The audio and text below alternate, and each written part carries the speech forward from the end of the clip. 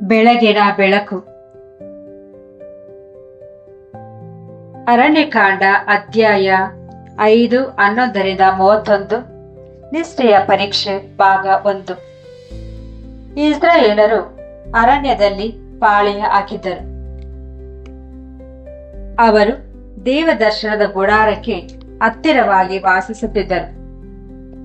ಅಲ್ಲಿ ಯೆಹೋವನು ತನ್ನ ಸನ್ನಿಧಿಯನ್ನು ತನ್ನ ಜನರ ಮುಂದೆ ಇರಿಸಿದನು. ಅರಣ್ಯಕಾಂಡ 5ನೇ ಅಧ್ಯಾಯವು ಅತ್ಯಂತ ಪ್ರಾಯೋಗಿಕ ಮತ್ತು ಗಂಭೀರವಾದ ವಿಷಯಗಳ ಮಧ್ಯದಲ್ಲಿದೆ. ಪಾಳೆಯವನ್ನು ಕೇವಲ ಹೊರಗಿನಿಂದ ಮಾತ್ರವಲ್ಲದೆ ಜನರು ಒಬ್ಬರಿಗೊಬ್ಬರು ನಡೆದುಕೊಳ್ಳುವ ರೀತಿ, ಕುಟುಂಬಗಳನ್ನು ರಕ್ಷಿಸುವ ವಿಧಾನ ಮತ್ತು ಗುಪ್ತವಾಗಿರುವ ಅಶುದ್ಧತೆಯನ್ನು ನಿಭಾಯಿಸುವ ರೀತಿಯಲ್ಲಿಯೂ ಶುದ್ಧವಾಗಿಡಬೇಕಿತ್ತು.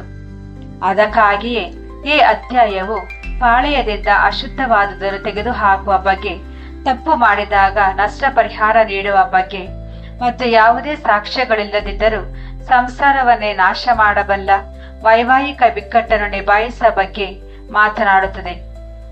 ಅಂತಹ ಉದ್ವಿಗ್ನತೆಯ ಸಮಯದಲ್ಲಿ ಯೆಹೋವನು ಒಂದು ವಿಧಿಯನ್ನು ನೀಡಿದನು.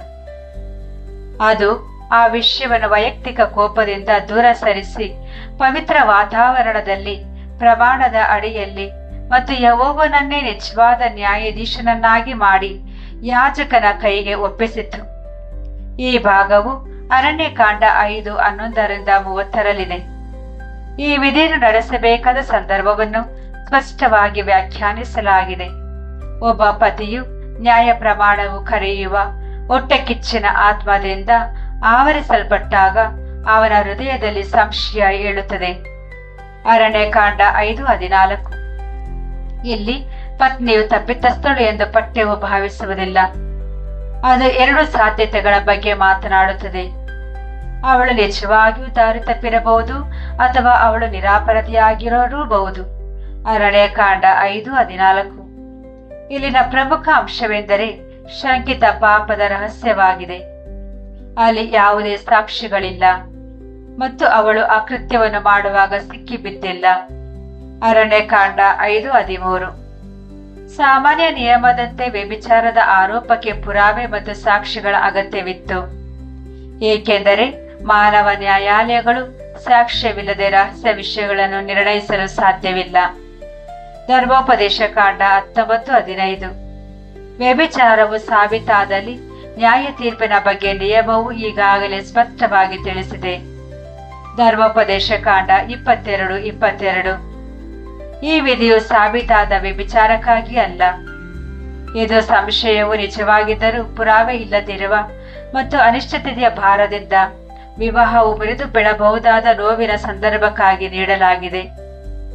ಅಂತಹ ಕ್ಷಣದಲ್ಲಿ ಪತಿಯು ತಾನೇ ನ್ಯಾಯಾಧೀಶ ಮತ್ತು ಶಿಕ್ಷಕನಾಗಲು ಅನುಮತಿ ಇರಲಿಲ್ಲ. ಅವನು ಅದನ್ನು ಕ್ರೋಧದಿಂದ, ಹಿಂಸೆಯಿಂದ ಅಥವಾ ತನ್ನ ಮನೆಯನ್ನು ಅಂತ್ಯವಿಲ್ಲದ ಆರೋಪಗಳ ಸ್ಥಳವನ್ನಾಗಿ ಮಾಡುವ ಮೂಲಕ ಬಗೆಹರಿಸುವಂತಿರಲಿಲ್ಲ. ಬದಲಾಗಿ ಅವನು ಒಂದು ನಿರ್ದಿಷ್ಟ ಕೆಲಸವನ್ನು ಮಾಡಬೇಕಿತ್ತು. ಅವನು ತನ್ನ ಪತ್ನಿಯನ್ನು ಯಾಜಕನ ಬಳಿಗೆ ಕರೆತರಬೇಕಿತ್ತು ಮತ್ತು ಅವಳೊಂದಿಗೆ ಒಂದು ಅರ್ಪಣೆಯನ್ನು ತರಬೇಕಿತ್ತು. ಅರಣ್ಯಕಾಂಡ 5:15. ಆಗ ಆ ಪ್ರಕರಣವು ಖಾಸಗಿ ಮನೆಯಿಂದ ಪವಿತ್ರ ಸ್ಥಳಕ್ಕೆ ಸ್ಥಳಾಂತರಗೊಳ್ಳುತ್ತಿತ್ತು. ಪತಿಯ ಬದಲಿಗೆ ಯಾಜಕನು ಆ ಪ್ರಕ್ರಿಯೆಯನ್ನು ನಡೆಸುತ್ತಿದ್ದನು. ಮಾನವ ಕಣ್ಣುಗಳಿಗೆ ಕಾಣಿಸದನ್ನು ಕಾಣುವ ಮತ್ತು ತನ್ನದೇ ಆದ ರೀತಿಯಲ್ಲಿ ನಿರಾಪರಾಧಿಯನ್ನು ಸಮರ್ಥಿಸಿ ಅಪರಾಧಿಯನ್ನು ಬಯಲು ಮಾಡುವ ಯೆಹೋವನ ಮುಂದೆ ಆ ಗುಪ್ತ ವಿಷಯವನ್ನು ಇರಿಸುವುದು ಇದರ ಗುರಿಯಾಗಿತ್ತು. ಆ ಅರ್ಪಣೆಯನ್ನು ಅಸಾಮಾನ್ಯ ವಿವರಗಳೊಂದಿಗೆ ವಿವರಿಸಲಾಗಿದೆ. ಅದು 1 ಈಫಾದ 10ನೇ 1 ಭಾಗದಷ್ಟು ಜವೆ ಗೋಧಿಯ ಹಿಟ್ಟಾಗಿತ್ತು. ಅರಣ್ಯಕಾಂಡ 5:15.